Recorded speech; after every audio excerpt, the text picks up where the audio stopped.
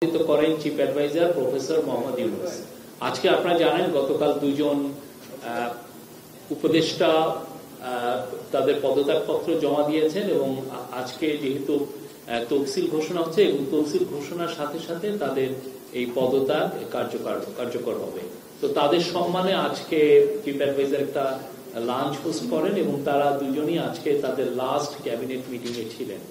তো cabinet meeting এ আজকে তাদের সম্মানে ধন্যবাদ প্রস্তাব নেওয়া হয় এবং এই ধন্যবাদ প্রস্তাবটা পাঠ করেন হচ্ছেন মাননীয় ওয়াটার রিসোর্সেস, এনভায়রনমেন্ট এবং ক্লাইমেট চেঞ্জ এবং ফরেস্ট্রি অ্যাডভাইজার সৈয়দা রিজওয়ানা হাসান। উনি তার বক্তব্য যেটা বলেন ধন্যবাদ প্রস্তাবে যে তাদের জীবন উল্লেখ করেন, তাদের রোল এই 2018 থেকে 2024-এর যে সেই কোটা আন্দোলন থেকে শুরু করে 2024-এর যে ফ্যাসিবাদ বিরোধী গণজাগরণ, ম্যাস আপরাইজিং, সেই তাদের রোল সেই বিষয়ে উনি তুলে ধরেন এবং অ্যাডভাইজার রিজওয়ানা হাসান বলেন যে দেশ ও জাতির কল্যাণে তারা গুরুত্বপূর্ণ অবদান রেখেছেন এবং এই অবদান রাখার জন্য তাদেরকে ধন্যবাদ দেওয়া হয়, তাদের দুজনকে। তারপরে তারা চিফ অ্যাডভাইজার তাদেরকে নিয়ে ওনার যে অফিসের সামনে একসাথে তার ছবি তুলেন। যাক, আজকে অনেকগুলো এজেন্ডা ছিল, তার মধ্যে 3টি নতুন ল অ্যাপ্রুভ হয়েছে আর 2টো ট্যাক্সের ইস্যু ছিল। ট্যাক্সের ইস্যুটা ওগুলো ট্যাক্স কমানো হয়েছে। একটার ক্ষেত্রে মেট্রো রেলের ক্ষেত্রে ভ্যাট প্রত্যাহার করা হয়েছে, এতে গভর্নমেন্টের 40 কোটি টাকার মতো লস হবে। বাট এটা যেহেতু মেট্রো রেল ঢাকার মানুষের যে যাতায়াতে একটা যুগান্তকারী ভূমিকা পালন করছে, সেই জন্য এই ট্যাক্সটা ভ্যালু অ্যাডেড ট্যাক্স বা মূল্য সংযোজন কর প্রত্যাহার করা হয়েছে। আপনি জানেন রোজা শুরু হচ্ছে ফেব্রুয়ারি মাসের সম্ভবত 18-19 বা আরো আগে ফেব্রুয়ারি।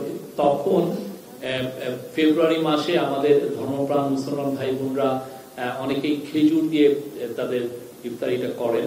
তো খেজুরের উপরে যে ট্যাক্স ইনসিডেন্স ছিল প্রায় 52%, সেটাকে কমানো হয়েছে। এটা এখন 40%-এর মতো হবে। মানে মূলত যেটা হয়েছে যে সেখানে খেজুরের একটা কাস্টমস ডিউটি ছিল 25%, সেটা কমানো হয়েছে, সেটা এখন 15% কমানো হয়েছে। এই দুইটা ছিল ট্যাক্সের ইস্যু। আর 3টা ল ছিল। 3টা লর মধ্যে একটা হচ্ছে যে বাণিজ্যিক আদালত অধ্যাদেশ 2025-এর খসড়া চূড়ান্ত অনুমোদন হয়েছে। আরেকটা হচ্ছে লেজিসলেশন অ্যামেন্ডমেন্ট অর্ডিন্যান্স 2025, এর খসড়া নীতিগত ও চূড়ান্ত অনুমোদন হয়েছে এবং আইনগত সহায়তা প্রদান, এটার 2য় সংশোধন অধ্যাদেশ 2025-এর খসড়া অনুমোদন হয়েছে। 3টি লই খুবই ইম্পর্টেন্ট, বিশেষ করে বাণিজ্যিক আদালতের যে লটা, এটা খুবই ইম্পর্টেন্ট বাংলাদেশে। এটা আমাদের এলটিসি গ্র্যাজুয়েশনের ক্ষেত্রে খুবই প্রয়োজন হবে। এর ফলে বাণিজ্যিক যেগুলো ইস্যু তৈরি হয় অনেক ইনভেস্টরদের মধ্যে, অনেক কিছুতেই তো ফরেন ডাইরেক্ট ইনভেস্টমেন্ট আছে, দেশি ইনভেস্টর আছেন, তাদের এর ফলে যে আদালতে যে তাড়াতাড়ি এই কেসগুলো সেটেল করা যাবে। এবং এর ফলে এটাও বিধান রাখা হয়েছে যে এটার ফলে আমরা নতুন সরকার প্রয়োজন মনে করলে বাণিজ্যিক আদালত গঠন করতে পারেন আলাদা, সেটা ডিস্ট্রিক্ট পর্যায়ে গঠন করতে পারেন। এটা একটা বড় ল ছিল এবং এটার উপরে যে হাইলাইটস গুলো আমরা আপনাদের এটা শেয়ার করব। এটা যতটুকু আমি একটু পড়তে পারি কি কি ছিল এখানে আছে।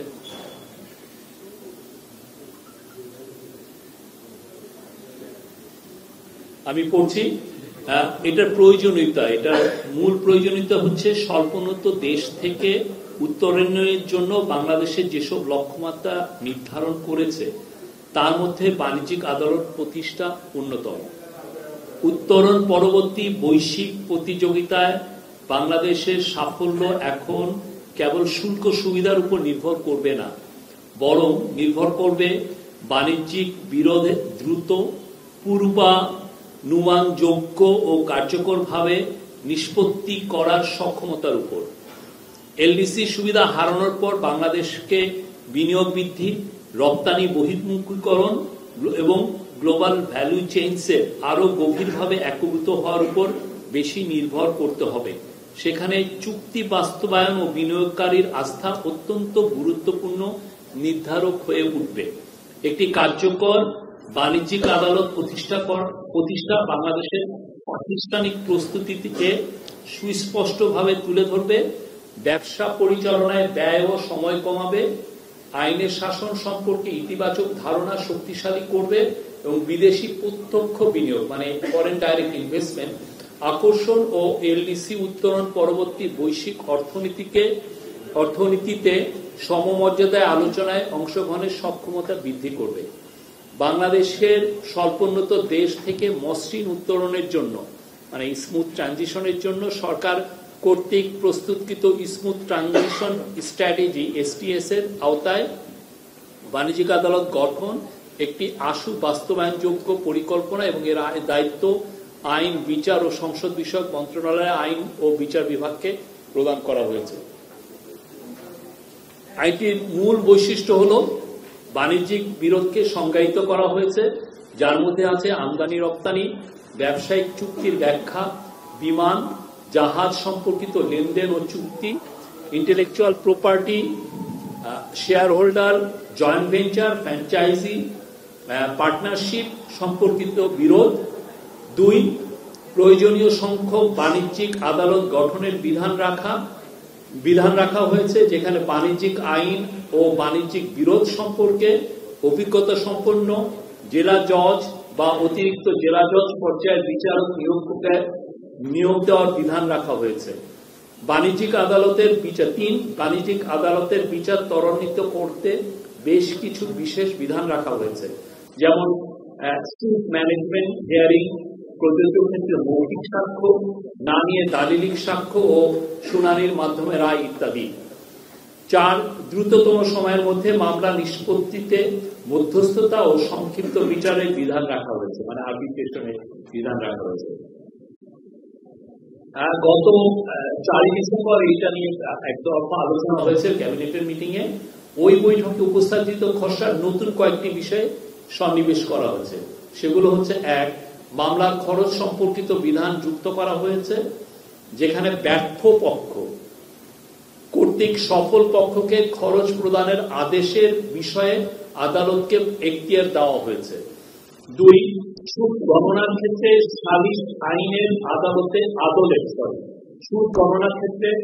সালিস আইনের আদলে একটি বিধান যুক্ত করা হয়েছে, যেখানে বাংলাদেশ ব্যাংক ঘোষিত ব্যাংক হার এর সঙ্গে 2% যোগ করে সুদ নির্ধারণ করা যাবে মর্মে বলা হয়েছে। 3, বিধিমালা প্রণয়নে সুপ্রিম কোর্টের সঙ্গে পরামর্শের বিধান যুক্ত করা হয়েছে। এটা ছিল এই লটার কি ফিচার। আমরা এছাড়া আরেকটা ছিল রেজিস্ট্রেশন অর্ডিন্যান্স। রেজিস্ট্রেশন অর্ডিন্যান্সটা খুব ইম্পর্টেন্ট আমাদের জন্য। আমি এটার কি ফিচার গুলো একটু পড়ছি।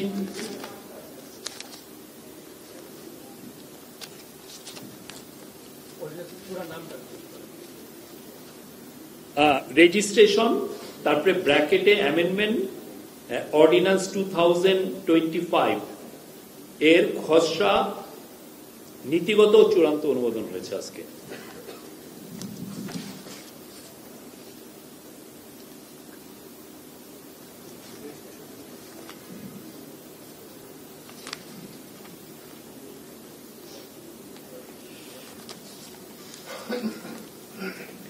এইটা রেজিস্ট্রেশন অ্যামেন্ডমেন্ট অর্ডিন্যান্সের মানে কি ফিচার গুলো হচ্ছে যে বিদেশে সম্পাদিত দলিলাদি নিবন্ধনের সময়সীমা বাড়ানো হয়েছে। প্রতারণা ও জালিয়াতি রোধকল্পে নিবন্ধনের লক্ষ্যে উপস্থাপিত স্থাবর সম্পত্তির বিক্রয় দলিল যেসব আবশ্যিকভাবে উল্লেখ করতে হয় সেসব বিষয়ে দানপত্র দলিলে উল্লেখ করা বাধ্যতামূলক করা হয়েছে। 3, অবমূল্যায়ন জনিত ঘাটতি ফি শুল্ক প্রভৃতি আদায় সহজীকরণ বিধান যুক্ত করা হয়েছে। D, মানে 4 নম্বর, জনভোগান্তি লাঘবের লক্ষ্যে জেলা রেজিস্ট্রার বরাবর দায়েরকৃত আপিল ও দরখাস্ত নিষ্পত্তির সর্বোচ্চ সময়সীমা নির্ধারণ করা হয়েছে। 5, ই রেজিস্ট্রেশন সংক্রান্ত বিধান অন্তর্ভুক্ত করা হয়েছে। 6, দলিল নিবন্ধনকালে বিভিন্ন ফি, কর, সার্ভিস চার্জ, শুল্ক আদায়ের পদ্ধতি ও আদায়কৃত সার্ভিস চার্জ ব্যবস্থাপনা সম্পর্কিত বিধি প্রণয়নের ক্ষমতা প্রদান করা হয়েছে। এই ছিল এই লয়ের কি ফিচার। আজকে আরো ছিল হলো আইনগত সহায়তা প্রদান দ্বিতীয় সংশোধন অধ্যাদেশ 2025-এর খসড়া অনুমোদন হয়েছে। আপনি জানেন লিগাল এইড আমাদের দেশে এটা লিগাল এইডের একটা ইয়ে আছে, ব্যবস্থা আছে, সেই মাধ্যমে অনেককে লিগাল এইড দেওয়া হয়।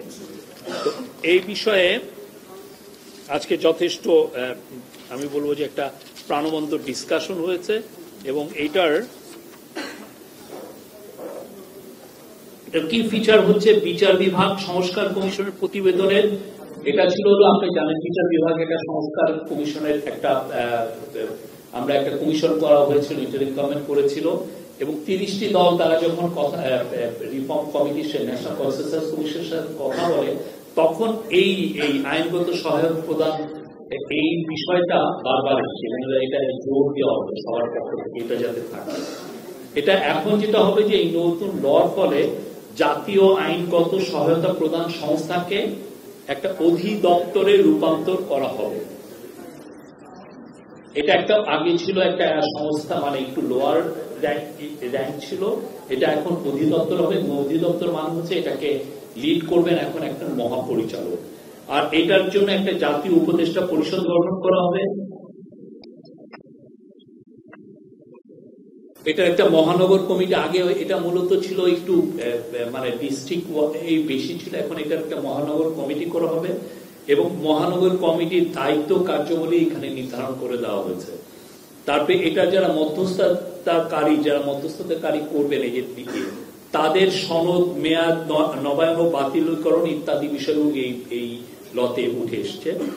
আর সনদপ্রাপ্ত মধ্যস্থতাকারীর কার্যক্রমের স্বীকৃতি, মানে তার অ্যাক্রিডিটেশন, যাতে তাকে একটা অ্যাক্রিডিটেশন দেওয়া হয় সেই বিষয়েও এখানে উল্লেখ করা হয়েছে। এবং যে মহাপরিচালক হবেন তার নিয়োগ প্রক্রিয়া কি হবে, তার দায়িত্ব ও কার্যাবলী কিভাবে নির্ধারণ হবে সেগুলো একদম স্পষ্টভাবে এই লতে এসছে। আমি তো বললাম আইনগত সহায়তা প্রদান ব্র্যাকেটে দ্বিতীয় সংশোধন অধ্যাদেশ 2025 এর নীতিগত ও চূড়ান্ত অনুমোদন আজকে দেওয়া হয়েছে। এই সংস্থাটার নাম কি ছিল? এটা তো জাতীয় আইনগত সহায়তা প্রদান সংস্থা।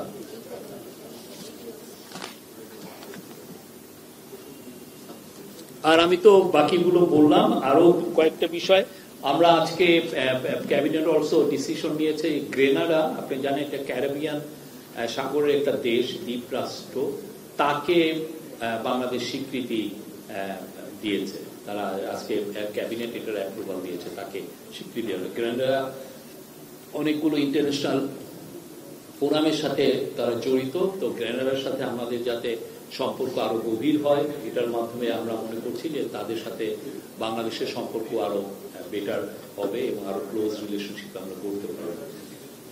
অন্যান্য আরো দু একটা ইস্যু ছিল, সেগুলো অধিকতর আলাপের জন্য, তার মধ্যে ছিল বাংলাদেশ টেলিকমিউনিকেশন ল, সেটা অধিকতর আরো ডিসকাশনের জন্য এটাকে ফিরিয়ে দেওয়া হয়েছে। এবং আরো দুইটা নীতিমালা ছিল, একটা ছিল MSME মানে micro small and medium enterprises, এটার উপর একটা নতুন নীতিমালা, সেটাকেও ফিরিয়ে দেওয়া হয়েছে।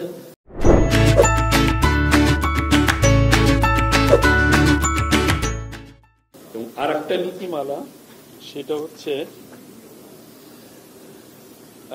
বাংলাদেশ জাতীয় যোগ্যতা কাঠামো নীতিমালা 2025, এটাও অধিকতর ডিসকাশনের জন্য ফিরিয়ে দেওয়া হয়েছে।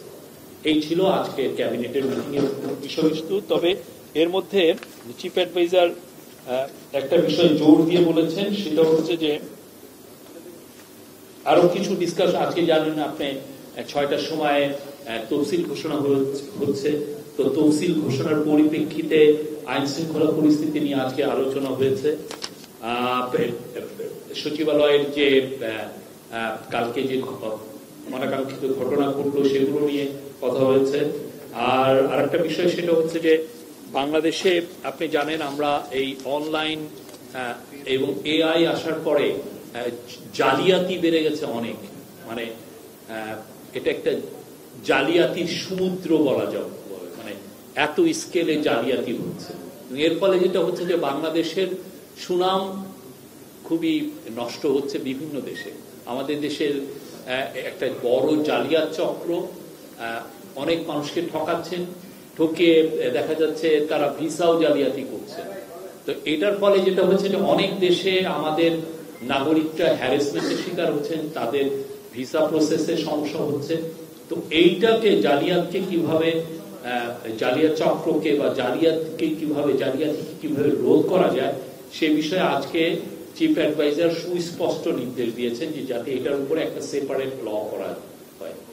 এটার মাধ্যমে যারা মানে এটা খুব আর্জেন্ট বেসিসে এই লটা করা হবে, যাতে বাংলাদেশে যারা এই এআই এর মাধ্যমে বা অনলাইন সফটওয়্যার ইউজ করে বা অনলাইনে যারা এই ধরনের জালিয়াতি করছেন তাদের বিষয়ে মানে সুস্পষ্ট ভাবে পানিশমেন্ট থাকে এবং তাদেরকে এটা রোধ করবে। যত ধরনের মেজার নেওয়া যায় সেই মেজারগুলো যাতে থাকে। তো এই ছিল আজকের ক্যাবিনেটের মিটিং এর মূল আলোচনার বিষয়। নির্বাচন কেন্দ্রিক আইন শৃঙ্খলা এবং সচিবালয়ের যে আন্দোলন, এই দুটো নিয়ে সুস্পষ্ট কি বক্তব্য? যেমন আমরা আপনি জানেন গতকাল পরশুদিন হোম মিনিস্ট্রি থেকে সুস্পষ্ট একটা অর্ডার এসেছে যে যারা এখন আমরা নির্বাচনের মোডে, নির্বাচনের এই তফসিল ঘোষণার পরে কোন ধরনের কোন এই দাবি দেওয়া আন্দোলন নিয়ে কোন ধরনের এই রাস্তা বন্ধ করে অন্যায় এবং ইলিগাল এবং আনলফুল যারা দাবি দেওয়া নিয়ে রাস্তায় নামবেন, এই পুরো বিষয়টা খুব কঠোর হস্তে দমন করা হবে। আমরা পুরো জাতি একটা ভালো ইলেকশনের জন্য ওয়েট করছে এবং সেটার জন্য আমরা প্রস্তুতি নিচ্ছি। আমরা দেখছি যে কেউ আসলে অনেক গ্রুপই তারা ওয়েট করতে চাচ্ছেন না, তারা অনেক বেশি এবং অনেক ক্ষেত্রে অপ্রয়োজনীয় বিষয় নিয়েও তারা অনেক ধরনের আন্দোলন করার চেষ্টা করছে। তো সেই বিষয়ে স্পষ্ট হোম মিনিস্ট্রি থেকে আপনারা জানেন পরশুদিন স্পষ্টভাবে বলা হয়েছে যে এই বিষয়টা কঠোর হস্তে দমন করা হবে। যারা এইটা আন্দোলনকারী আন্দোলন করবেন তাদেরকে আইনের আওতায় আনা হবে। ওই মিটিংটা তো প্রধান উপদেষ্টার নির্দেশে হয়েছিল, তাই না? জি। যে আইন শৃঙ্খলা পরিস্থিতি এখন আছে সেটা আপনারা কতটুকু সন্তোষজনক মনে হয় বলে উপদেষ্টা পরিষদে আলোচনা হয়েছে কিনা এবং নির্বাচন আমরা মনে করি আইন শৃঙ্খলা পরিস্থিতি খুবই ভালো আছে। আমরা আপনাদেরকে রিকোয়েস্ট করব পুলিশ হেডকোয়ার্টারের সাথে কথা বলবেন, তারা আপনাদেরকে গত 6 মাস বা গত 6 বছরের আইন শৃঙ্খলা পরিস্থিতির একটা স্ট্যাটিস্টিক্স আপনাদেরকে দিবেন এবং আমরা যা স্ট্যাটিস্টিক্স দেখছি এবং আমরা দেখছি যে আইন শৃঙ্খলা পরিস্থিতি অনেক ভালো। নির্বাচন পর্যন্ত কন্টিনিউ করবে মানে যেরকম আছে আইন শৃঙ্খলা আমরা আশা করছি এবং সেই বিষয়ে আমাদেরকে যথেষ্ট প্রস্তুতি আছে।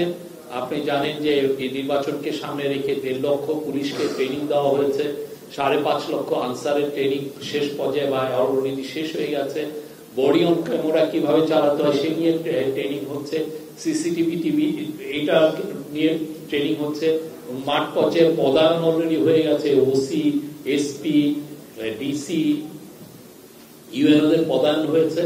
তো আমরা কনফিডেন্ট যে জাতিকে যে কথাটা চিফ অ্যাডভাইজার বারবার বলছেন, মাননীয় উপদেষ্টারা বারবার বলছেন, জাতিকে একটা খুবই সুন্দর, ক্রেডিবল, পিসফুল এবং উৎসব মুখর, ফ্রি ফেয়ার এবং উৎসব মুখর একটা নির্বাচন উপহার দিতে পারবে। এই যে দাবি দাওয়াগুলো উত্থাপন করা হচ্ছে এর পেছনে কোনো ষড়যন্ত্র, কোনো আপনার ইনফরমেশন গোয়েন্দা সংস্থা দিয়েছে কিনা, বা আগামী দিনগুলোতে এ ধরনের আপনি যেটা বললেন যে কঠোরস্থ দমন করা হবে? আমরা তো জানি যে গোয়েন্দা সংস্থাগুলি বিভিন্ন জায়গা থেকে তথ্য সরবরাহ করেন। সামনের দিনগুলোতে এরকম গোয়েন্দা সংস্থা কোনো আভাস দিয়েছে কিনা যে ধরনের আন্দোলন আরো আসবে কিনা? কারণ তারা তো আমরা এটা জানি না, বাট আমরা একটা এই গভর্নমেন্ট ইন্টারিম গভর্নমেন্ট তার দায়িত্ব গ্রহণের পরে আমরা দেখছি যে মানে গত 16 মাসে 2000টা আন্দোলন হয়েছে। ইন্টারিম গভর্নমেন্টের একটা ডিসিশন ছিল যে এগুলোকে পিসফুলি এই প্রোটেস্টগুলোকে মোকাবেলা করা, পিসফুলি এটাকে ডিল করা।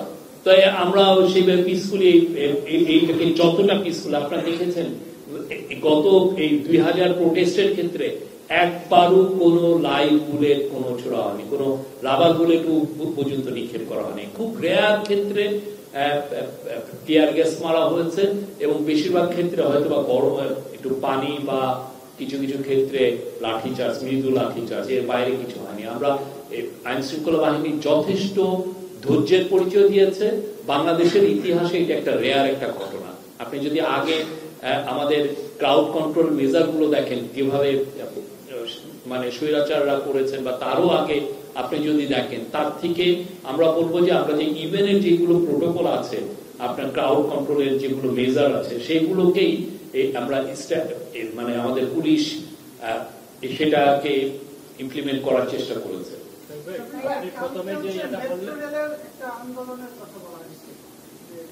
প্লিজ উনি আগে বলুন।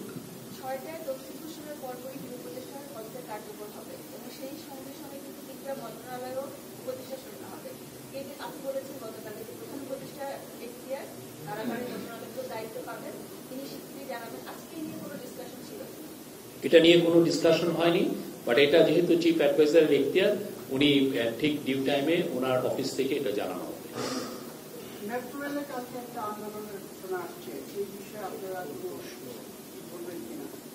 আমরা তো বলছি যে কোনো বেআইনি, যে কোনো আনলফুল ইলিগাল আন্দোলন এটা কঠোরহস্তে দমন করা হবে। শফিক ভাই, এত কিছুর পরেও আজকে কোনো চ্যালেঞ্জের কথা কোনো আলোচনা হয়েছে কিনা? মানে পিসফুল তো হবেই, কিন্তু চ্যালেঞ্জ ছাড়া তো আসলে একটা নির্বাচন হয় না। আপনি ভালো বলতে পারবেন আলোচনা হয়েছিল কিনা? আপনারা দেখেন অলরেডি তো বড় সবগুলো পার্টি তাদের নমিনেশন ডিক্লেয়ার করেছে, ঠিক না? বিএনপি করেছে, জামাতের গুলো আমরা অলরেডি অনেকে জানেন, এনসিপি করেছে। আপনি কি দেখেছেন যে কোনো মেজর কোনো সারা বাংলাদেশে কোনো ধরনের কোনো আইন শৃঙ্খলা পরিস্থিতির কোনো অবনতি বা কোনো রেবেল ক্যান্ডিডেট তার রাইভাল ক্যান্ডিডেটের সাথে ক্ল্যাশ করছেন? আমরা একটা জনগণের কাছ থেকে একটা স্বতঃস্ফূর্ত সাড়া পাচ্ছি এটা ভালো ইলেকশনে। কিন্তু দেখেন এটা পুরো এটা পলিটিক্যাল পার্টির সাপোর্টাররাও এটা দেখাচ্ছেন এবং সাধারণ জনগণ। আমরা এবং আমি তো প্রতি সপ্তাহে আমি ঢাকার বাইরে যাচ্ছি, দেখছি আমাদের উপদেষ্টারা যাচ্ছেন, দেখছেন যে একটা নির্বাচনের জোয়ার বয়ে যাচ্ছে এবং খুবই শান্তিপূর্ণ একটা নির্বাচন। আমরা নিশ্চিত এই ইনশাল্লাহ এইবার খুবই সুন্দর ইতিহাসের একটা বেস্ট ইলেকশন হবে। পুরা সময়টা মিটিং এ ছিলেন নাকি তাদের প্রথমে আমি বলবো আজকের মিটিং এ তারা পার্টিসিপেট করেছেন। কিন্তু আপনাদের সংবিধানের যে নিয়ম, কেউ উপদেষ্টা পর্যায়ে কেউ যদি ইচ্ছা পোষণ করেন তখনই সে মানে পদত্যাগ কার্যকর হয়ে যায়। প্রধান উপদেষ্টার ইচ্ছে মতো কার্যকর হওয়ার তো এটা সুযোগ নেই। যেটা আগের গভর্নমেন্টগুলোতে আমরা দেখতাম প্রধানমন্ত্রীর দিকে সবাই টাকা থাকতো, প্রধানমন্ত্রী যা করতো তাই আইন হয়ে যায়। না, এখানে তো স্পষ্ট ভাবে বলা হয়েছে যে তাদের এই পদত্যাগপত্র কার্যকর হবে তফসিল ঘোষণার সাথে সাথে। এটা তো প্রধান উপদেষ্টাই বলতে পারে, কেননা উনি তো একসেপ্ট করবেন, ঠিক না? না, উনি একসেপ্ট করে তো উনি ওনার কাছে তো পদত্যাগপত্রটা জমা হয়েছে, ঠিক না? যাই হোক, এটা আমি প্রধান উপদেষ্টার অফিসের থেকে আমার যেটা বলার কথা সেটা হচ্ছে যে তারা কালকে পদত্যাগপত্র জমা দিয়েছেন, প্রধান উপদেষ্টা সেটাকে পদত্যাগপত্রগুলো রিসিভ করেছেন, বাট উনি বলেছেন এটা কার্যকর হবে তফসিল ঘোষণার সাথে। তাহলে তফসিল ঘোষণার পরই যেগুলো বিধিবদ্ধ রুলস আছে সেগুলো অ্যাপ্লাই হবে। আমি এ নিয়ে আর উত্তর দিব না। আমি এটা কোন সংবিধানের কোন লঙ্ঘন না। নির্বাচনের সময় উপদেষ্টা পরিষদ কি একই রকম এই উপদেষ্টা পরিষদই থাকবে, আমি এটুকুই জানি। পরবর্তী মিটিংগুলো যখন আইন পাস করবে কেন নির্বাচনী কার্যক্রম, সরি, পরবর্তী যে সমস্ত মিটিংগুলো হবে ওই মিটিংয়ে উপদেষ্টা পরিষদ কোন আইন পাস করবে কিনা? আমাদের জানা মতে এমন কোন ডিসিশন এবং ল নেওয়া হবে না, ল অ্যাপ্রুভ করা হবে না যেটা ইলেকশনকে অ্যাফেক্ট করে। বাট অন্য যে কোনো ল তারা নিতে পারে, ল ডিসিশন, ডে টু ডে কাজ, বড় ডিসিশন, ছোট ডিসিশন, যে কোনো কাজ করতে পারবেন। শুধুমাত্র স্পেসিফিক কিছু ল আছে আপনি জানেন, বা ডিসিশন যেটা ইলেকশন প্রক্রিয়াকে অ্যাফেক্ট করে বা ইম্প্যাক্ট করে, সেগুলো ছাড়া আমি এটা জানি।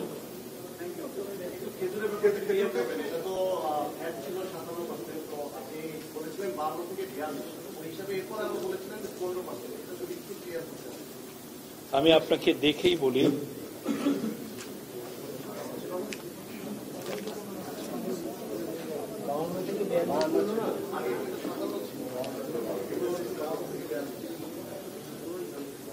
না, খেজুরের উপর ট্যাক্স ইনসিডেন্স ছিল 52.2%, সেটা এখন নেমে আসবে 40.70%। এটা মূলত ছিল হচ্ছে সিডি ছিল, কাস্টমস ডিউটি ছিল 25%, সেটা এখন করা হয়েছে 15%। বাট ওভারঅল যদি আপনি ট্যাক্স ইনসিডেন্স দেখেন, সেটা 52% ছিল, সেটা নেমে 40.70 হবে। 52.2 ছিল, সেটা নেমে 40.70 হবে। ও আরেকটা বিষয় ছিল, সরি, এটা আপনাদেরকে গ্রেনেডার বিষয় তো আমরা বললাম। আরেকটা হচ্ছে মাইলস্টোনের যারা ভিকটিম ছিলেন, আপনি জানেন একটা বাংলাদেশের একটা জাতীয় একটা বিপর্যয়, একটা ট্রাজেডি ছিল। মাইলস্টোন স্কুলে একটা বিমান বাহিনীর একটা এয়ারক্রাফট ধ্বংস করেছিল। তো সেইখানে একটা কয়েকটা ডিসিশন হয়েছে, সেটা হচ্ছে যে যারা শহীদ হয়ে মারা গিয়েছেন তাদেরকে 36 জনকে 20 লাখ টাকা করে দেওয়া হবে, এবং আহতদের 20 লাখ টাকা এককালীন দেওয়া হবে, এবং আহতদের এককালীন 5 লাখ টাকা দেওয়া হবে, এবং যারা আহত হয়েছেন অনেক দিন ধরে তাদের চিকিৎসা লাগবে, তাদেরকে বিনামূল্যে চিকিৎসা দেওয়া হবে সরকারি হাসপাতালগুলোতে, এবং সেই ক্ষেত্রে তাদের জন্য একটা রেজিস্ট্রেশন কার্ড করে দেওয়া হবে। এই, থ্যাংক ইউ।